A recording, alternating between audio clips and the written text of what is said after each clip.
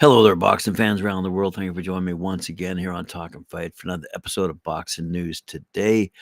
Let's start it off in Montreal with a fight that happened very recently. Undefeated WBC number 3, WBA number 3, WBO number 3, IBF number 7, super middleweight Eric Bazinyan, 32-0-1, 23 knockouts, and Shaquille Finn battled to a 10-round draw at the Casino de Montreal in Montreal, Canada. Bazinyan got all he could handle from Finn, who pressed the action and seemed to do more. Scores were 97-93 Finn, 96-94 Bazinyan, 95-95. So, peculiar result there, but nonetheless earned by Finn. Boots Ennis is set to defend the unbeaten IBF welterweight champ, Jerron Boots Ennis, 31-0, 28 knockouts.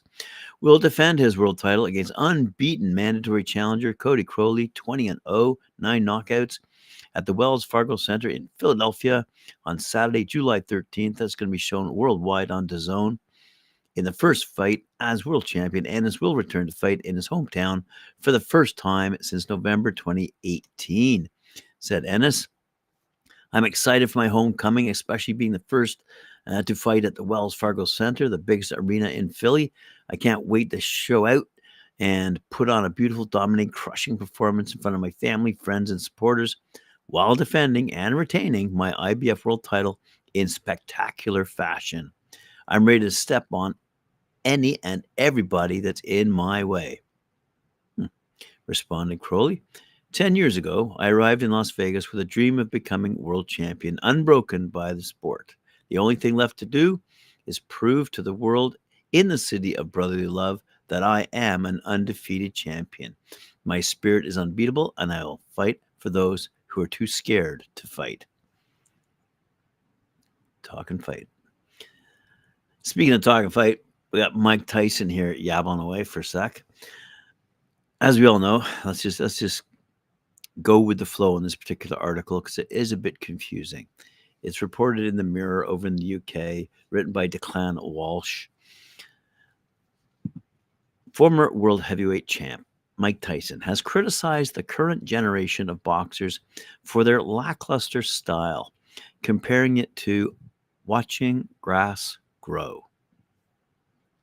And he expressed his disappointment ahead of the highly anticipated fight with Jake Paul. He says there's more to it than being the best.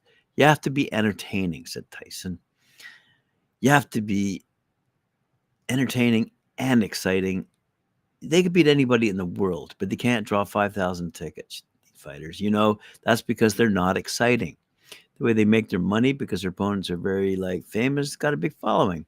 But there's people, I'm sure, they're talented guys that can beat anybody, but they look like shit, like watching grass grow, As we all know,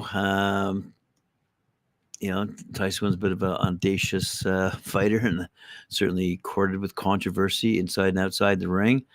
But certainly modeled his approach, he says, after legendary Sonny Liston, widely regarded as the most fearsome boxer in the history of the sport. And Tyson didn't disappoint when he bit off Holyfield's ear. Anyway, quick little look at some numbers. The legendary boxer and iconic sports figure with a staggering $875 million in career earnings when adjusted to inflation has been ranked as the 16th highest paid athlete of all time. And Mike Tyson argues that today's boxers don't match the inflation-adjusted earnings of his era due to their cautious fighting styles and lack of charisma. Tyson mused on the impact of technology on boxing viewership. He said, "This is a funny question because of technology. More people are able to see the fighters now than they did when I was fighting. We made a lot of money when we were fighting for our time. These guys were making $15 million in the 80s. That's like $45 million now." But he also commented on the current state of boxing earnings. These guys are fighting now. They're not making money, though. Times are changing. They're just not making. Look, Terrence Crawford in the box. He's fighting Errol Spence, best fight in the world. But he can't draw 5,000 people. So there you go. There's Mike Tyson babbling on. I wish he'd have said something a little more coherent with respect to the live ticket sales back in the day as the only source of income, maybe perhaps merchandise thrown in there, um, maybe book sales after the fact, maybe TV rights. I don't know if those things were really being sold and earned by boxers, but certainly are these days, and more importantly, augmented by the social media aspect of Instagram followers, YouTube audiences, not to mention pay-per-view thrown into the mix. I was hoping to see more of a numbers kind of what we made versus what these guys today are making. They may be boring, uh, but some of these guys are incredibly wealthy for the reasons I stated. Now, speaking of money, Tyson Fury, as we all know, later this month is going head-to-head against Alexander Usyk for all the marbles. Maybe first time in over 25 years we're going to see an undisputed heavyweight champion. I guess unless it's a draw. But anyway, so I was asked to have a quick look at what are the prices for tickets that are available. Speaking of ticket sales, as we all know, the fight's being held in Riyadh, Saudi Arabia, in a stadium, a new stadium that can hold between 30,000-40,000 people. Okay. On the undercard, as I said the other day, you got Joe Cordina and Dick Cage for the IBF Super Featherweight title, Jai Aptea versus Marius Brady for the IBF Cruiserweight title, and Sergey Kovalov versus Robin Serwin's Fire Cruiserweight battle, Isaac Lowe and Hazibullah Ahmadi featherweights going at it. So I was asked, how does it cost? Look, prices range from, the lowest ticket price on StubHub right now, $26. I'm going to say US, okay?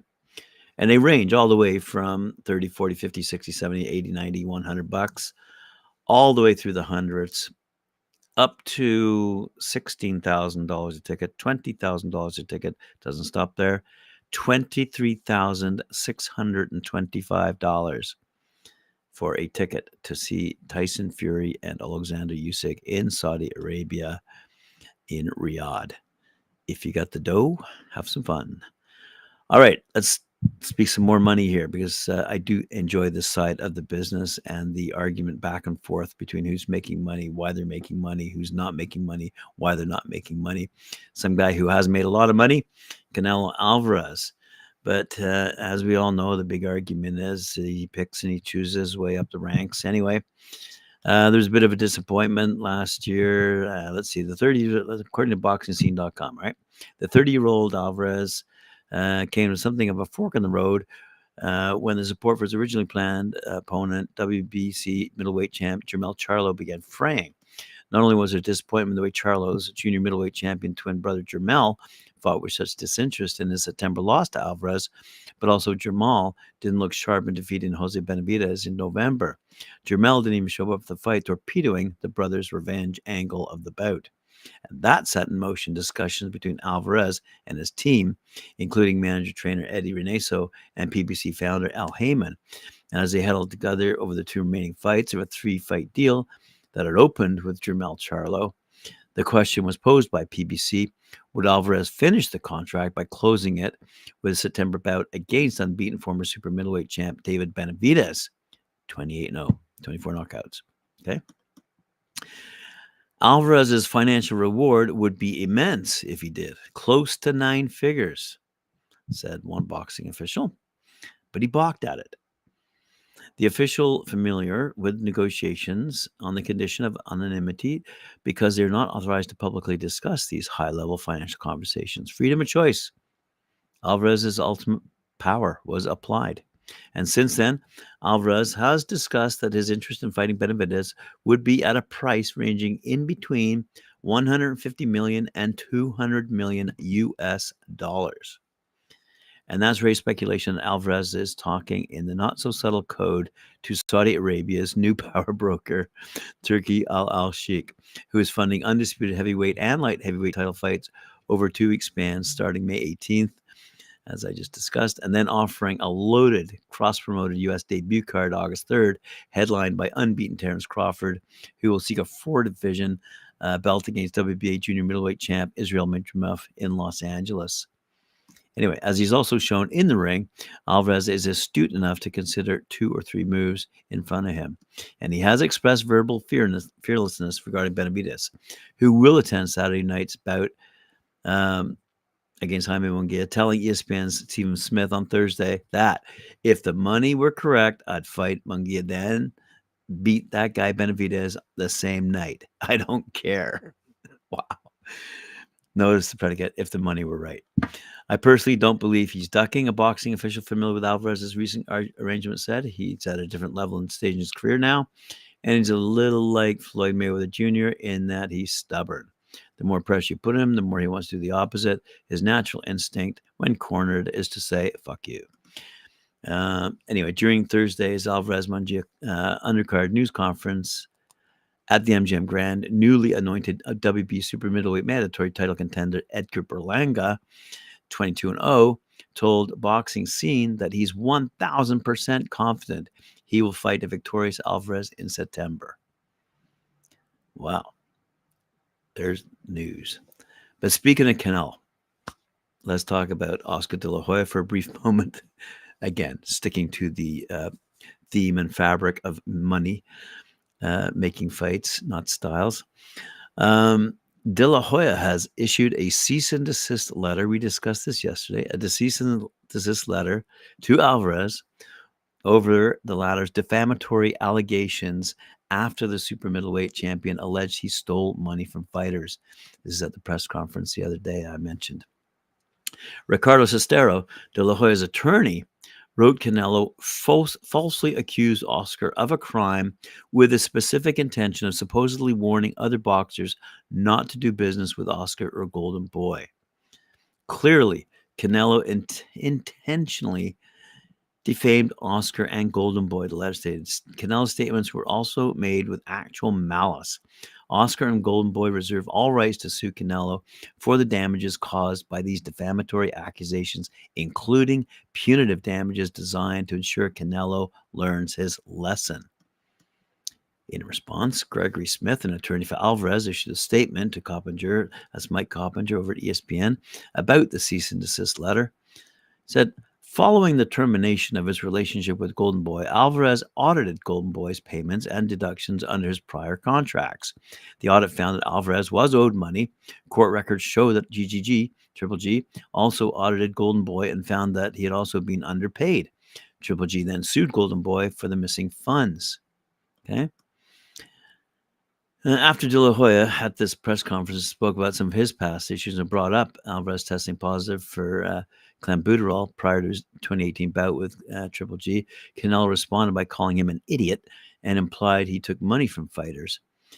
This is what he said. This idiot, this guy here to my left, try not to forget that I was already Canelo when I came to the United States, and they only profited from my name. He never lost a cent, but instead made money.